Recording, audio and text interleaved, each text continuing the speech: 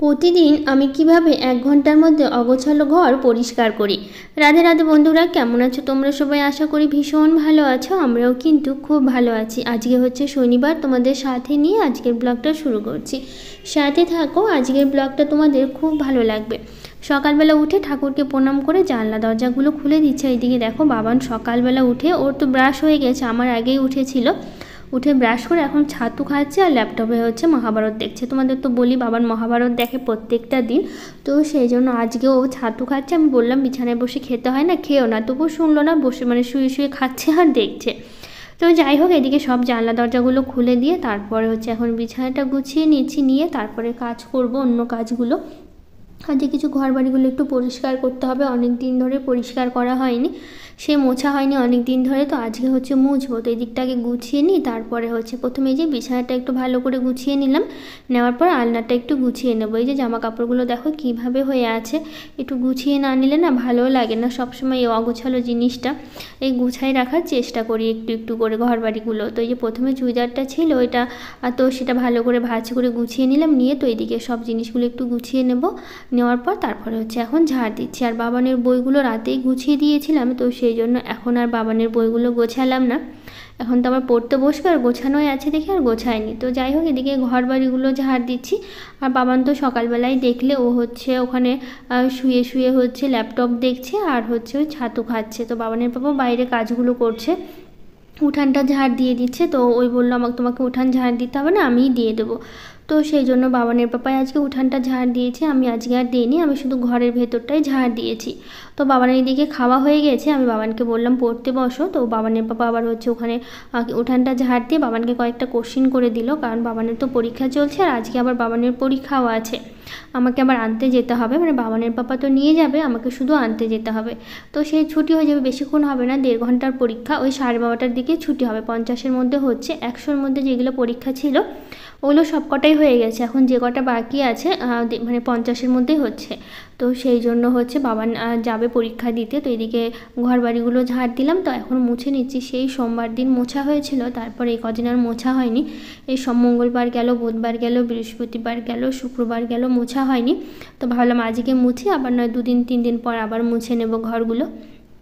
তো সেই জন্য একটু মুছে নিচ্ছি। এখন আর সেরকম আগের মতো কাজ করছি না, অতটা একটু হালকা পাতলা কাজগুলোই করছি, কারণ শরীরটা অতটা ভালো নেই, একটু খারাপ আছে। আর তোমরা তো জানোই আমার মনের অবস্থাটা এখন কীরকম আছে। তো যাই হোক, এদিকটা আমি ভালো করে মুছে নিই। আর এদিকে বাবান কিন্তু লিখছে, বাবানের বাবা কোশ্চেনগুলো করে দিল, যেহেতু পরীক্ষা আছে। তো সেই জন্য আজকে হচ্ছে বাবানের ইতিহাস পরীক্ষা আছে, তো সেই জন্য কোশ্চেনগুলো করে দিল। তো ওই হচ্ছে বসে বসে লিখছে। আর এদিকে আমি ঘরটা মুছে নিচ্ছি। তো বেসিনটাও প্রচণ্ড নোংরা হয়েছিল, তো ভাবলাম বেসিনটাও পরিষ্কার করে নিই। তো সেই জন্য হচ্ছে একবারেই হচ্ছে ঘর মুছতে মুছতে বেসিনের এই দিকটা মুছতেই আসছিলাম, আসে দেখি বেসিনটা একটু নোংরা আছে। তো ভাবলাম কি বেসিনটা একটু পরিষ্কার করে নিই। তো যাই হোক, কয়েকদিন ধরে তোমাদের কমেন্টগুলো আমি পড়তে পারছি না, কালকের ব্লগ থেকে তোমাদের কমেন্টগুলো আমি পড়বো। তো কয়েকদিন ব্লগে কমেন্টগুলো মানে পড়া হয়নি, তো তোমরা কেউ কিছু মনে করো না, হয়তো তোমাদের মানে কমেন্টগুলো রিপ্লাইও আমি সেভাবে দিতে পারছি না এখন। তো কালকে থেকে প্রত্যেকটা কমেন্টই কিন্তু আমি হচ্ছে তোমাদের হচ্ছে মানে ভিডিওতে পড়বো। তো যাই হোক, এদিকে আমার ঘরগুলো মোছা হয়ে গেল, এখানটা বাকি ছিল, তো সেইটুকু মুছে নিই। এখন এই দরজার সামনেটা একটু মুছে নিচ্ছি। তো এখন না কদিন ধরে বৃষ্টি হচ্ছে না, একটু হালকা হালকা গরম ভাবটা কিন্তু বেশ ভালোই আছে। কদিন বৃষ্টির জন্য গরম ভাবটা ছিল না, তো এখন যেহেতু বৃষ্টিটা নেই, তো সেই জন্য একটু গরম গরম ভাবটা আছে, কিন্তু ভালোও লাগছে অবশ্য। এতদিন ধরে বৃষ্টি ছিল না, ভালো লাগছিল না। তো আজকে দেখো খুব একটা ফুল নেই, ঠাকুরের অল্প ফুল দিয়ে পুজো দিয়েছি। কেন বলো তো, আজকে শনিবার, তো আমাদের এখানে না 2টো বাড়িতে হচ্ছে আবার নারায়ণ পুজো দেয়, বারের পুজো দেয় না, তো এই মানে ভাদ্র মাসেই তো লোকে বেশি দেয়।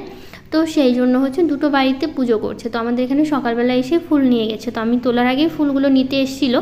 তো যে কটা ছিল গাছে সে কটায় বাবানের পাপা তুলে দিয়েছে, তো সেটা দিয়েই পুজো দিলাম। তো দুজন যেহেতু এসছে, তো অনেকগুলো করে ফুল নিয়ে গেছে, বুঝতেই পারছো। তো সেই জন্য হচ্ছে ফুল খুব একটা নেই এখন, অল্প ফুলেই পুজো দিলাম। তারপরে চলে আসলাম পুজো দিয়ে রান্নাঘরে। আজকে হচ্ছে শনিবার, যেহেতু নিরামিষ, তো সেই জন্য না কচুর একটু ঝোল ভেবেছিলাম ডাল করব, কিন্তু বাবানের বাবা না ওই কচুর ঝোল, আলুর ঝোল খেতে ওর নাকি খুব ভালো লাগে, আমার তা খুবই বাজে লাগে খেতে, আমি একদমই ভালো লাগে না। কিন্তু বাবানের বাবা না ওর এগুলো খেতে আবার ভীষণ পছন্দ করে। তো সেই জন্য না একটু ঝিঙে রান্না করব আর একটু পাঁপড় ভেজে দেবো, নইলে বাবান আবার খেতে পারবে না। বাবানও খায় এগুলো ঝোলগুলো, কিন্তু আমার না খুব একটা ভালো লাগে না। আমি তো ঝিঙে দিয়েই খেয়েছি, কচুর ঝোল আমি খাইনি, বাবানের বাবা খেয়েছে আর বাবানি খেয়েছে। তো এদিকে ঝিঙেগুলো কেটে নিয়েছি, প্রথমে পাতলা পাতলা করে কাটছিলাম, তারপর ভাবলাম একটু লম্বা লম্বা করেই কাটি, তো সেই জন্য এদিকে হচ্ছে কেটে নিচ্ছিলাম। তো ঝিঙেগুলো কেটে নিয়ে ওইদিকে তো কচুটার ভাতটা বসিয়ে দিয়েছি, ওটা হচ্ছে। তো কচুটা সেদ্ধ হয়ে গেলে ছিলে তারপর হচ্ছে আবার রান্নাটা হচ্ছে কচুর ঝোলটা বসিয়ে দেবো। তো এদিকে কচু সেদ্ধ হতে হতে আমার ঝিঙেটাও কাটা হয়ে গেছিলো। আর এগুলো ছিলতে না প্রচণ্ড সময় লাগে। আমি সবসময় কী করি বলো তো, আলু যদি কখনো সিদ্ধ করি না ছিলেই দিই, নইলে সেদ্ধ হওয়ার পর না ছিলতে ভালো লাগে না আমার। তো সেই জন্য এই কচুটাও ছিলতে অনেকটা সময় লাগছিলো, তো সেই জন্য অনেকক্ষণ ধরেই মানে ছিলতে সময় লাগছিলো। তো এদিকে দিয়ে, তো এদিকে সেরকমভাবে মশলা বলতে একটু ভাজা জিরের গুঁড়ো দিয়ে ঝোলটা করে নেবো। তো এদিকে জিরে আর কাঁচা লঙ্কা ফোড়ন দিয়ে দিলাম, একটু লবণ হলুদ দিয়ে একটু ভাজা ভাজা করে নেবো। নিয়ে তারপরে একটু টমেটো ছিল, আমি একদমই ভুলে গেছি টমেটো দিতে, টমেটো দিলে অবশ্য ভালো হতো, কিন্তু ছিল আমি না একদমই খেয়াল ছিল না টমেটো দেওয়ার কথা, তো সেই জন্য আর দেওয়া হয়নি। তো এদিকে ভালো করে একটু ভাজা ভাজা করে নিয়ে পাশে জল আছে, আমি জলটা দিয়ে দেবো, ব্যাস হয়ে যাবে, বেশিক্ষণ লাগবে না সময় রান্না করতে। তো এদিকে দেখো অনেকক্ষণই ভেজে নিয়েছি, তো আরেকটু ভাবলাম মানে ভেজে নিয়ে তারপর এখন এর মধ্যে দেবো হচ্ছে জল। তো ফাঁকাই ছিল, ভাবছিলাম গরম জলটা বসাবো, তো আমার না একদমই খেয়াল ছিল না, গরম জলটা বসালে ঝোলটা অবশ্য তাড়াতাড়ি ফুটে ওঠে, তো সেই জন্য হচ্ছে আমার আজকে খেয়াল ছিল না। তো এদিকে দেখো ঝোলটা আমার হয়ে গেছে, অনেকক্ষণ ফুটিয়ে নিয়েছি। আর এর মধ্যে হচ্ছে ভাজা কিন্তু আমি জিরের গুঁড়ো দিয়েছি, দিয়ে কিছুক্ষণ ফুটিয়ে নিয়ে তারপর নামিয়ে নিয়েছি। এখন ঝিঙেটা বসাবো, তো ওই যে একইভাবে জিরে কাঁচা লঙ্কা ফোড়ন দিয়ে ঝিঙেটা দিয়েছি, এর মধ্যে একটু আলুও দিয়েছিলাম, আলু ছিল তো ভাবলাম একটু আলুও দিয়ে তারপর এর মধ্যে হচ্ছে দেবো হচ্ছে লবণ আর হলুদ দেবো, লবণ হলুদ দিয়ে। তো এটা তো ঝিঙে থেকে তো প্রচুর জল ওঠে, তো এটা মানে শুকাতেও অনেকটা সময় লাগবে, তো সেই জন্য হচ্ছে একটু ঢাকা দিয়ে রেখে দিয়েছিলাম, তো শুকাতে কিন্তু অনেকটাই সময় লাগছিল।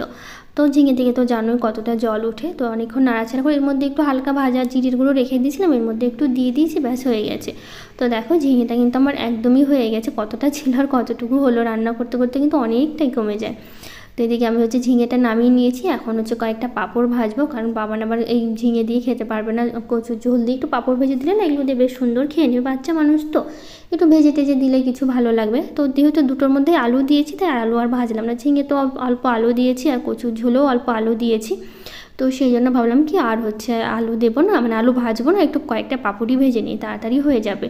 তো সেই জন্য কয়েকটা পাঁপড়ই হচ্ছে ভেজে নিচ্ছে। তো দেখো পাঁপড়গুলো আরও কয়েকটা ভাজা হয়েছিল, ভেজে মানে বাটিতে করে রেখে দিয়েছিলাম, রান্না হয়ে গেছে। তো এইদিকে দেখো কতগুলো পাঁপড় ভেজেছি।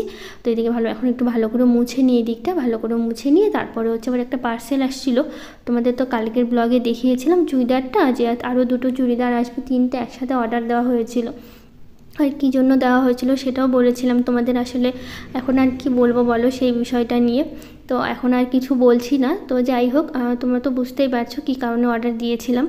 তো দেখো এই দিকটা হচ্ছে কেমন হয়েছে চুড়িদারগুলো অবশ্যই জানিও। চুড়িদারগুলো দেখে এত কষ্ট হচ্ছিল, এত মনে পড়ছিল, তারপরে না একদম কান্না করে দিয়েছিলাম পরে, মানে এত খারাপ লাগছিল, সকালবেলায় দিয়ে গেল। আর কালকে তো একটা দেখিয়েছি তোমাদের, ওটা লাল কালারের ছিল, আজকে একটু দেখিয়ে দেবো। তো কেমন হয়েছে চুড়িদারগুলো জানিও। তো দেখো মানে বেশ ভালোই, এখন দেখে মনে হচ্ছে ছোট ছোট, কিন্তু অনেকটাই মানে পরার পর অনেকটাই বড় ছিল। তো যাই হোক, বেশি সেলাই করতেও মানে একটু পরে দেখেছিলাম, তো দেখলাম বেশি সেলাই করতে হবে না, হালকা একটু সেলাই করলেই হয়ে যাবে। তো এখন এই যে চুড়িদারগুলো হলো একটু ভাঁজ করে রেখে দিই, এখন তো আর এগুলোর কাজ নেই, তো রেখে দিই, যদি ভগবান চায় আবার তাহলে চুড়িদারগুলো কাজে লাগাবো। তো যাই হোক, আপাতত চুড়িদারগুলো গুছিয়ে রেখে দিচ্ছি সুন্দর করে, সব কটা চুড়িদারই রেখে দিচ্ছি। রেখে দেওয়ার পর তারপরে হচ্ছে অন্য কাজগুলো করবো, বাবান আবার স্কুল যাবে, বাবানকে রেডি করাতে হবে। তো কেমন হয়েছে জানিও। তো এদিকে আমাদের চুড়িদার দেখানোর পর আমাদের খাওয়া দাওয়া কিন্তু হয়ে গেছিলো, খাওয়া দাওয়া এদিকে বাবানের বাবা রেডি হয়ে গেছে, আর এই যে বাবান রেডি হচ্ছে, তো ও বলছে আমাকে চকলেট কিনে দিতে, তো ওইদিকে বাবানের বাবা একটা কেক দিল। তো বাবানের আবার কী হয়েছে বলতো, দুটো মোজা, তো মানে 2 জোড়া মোজা, তো হচ্ছে বাবান 2 পায়ের দুটো নিয়ে এসছে, 2 পায়ের বলতে কি একটা নতুন যেটা না সেটা টাইট ছিল, আর পুরোনোটা না একটু ঢিলা হয়ে গেছে। তো যেহেতু পুরোনোটাই পরালাম, তো দেখি একটা নতুন একটা পুরাতন চলে এসছে। তো বাবানের বাবাকে বললাম, ওই আবার কী করলো, মানে 2 পায়ের দুটো মানে একই দিয়ে তারপরে মানে ঘরে ছিল, তো আমি ওকে বললাম পাল্টে নিয়ে এসো, তো ওই আবার পাল্টে নিয়ে আসলো।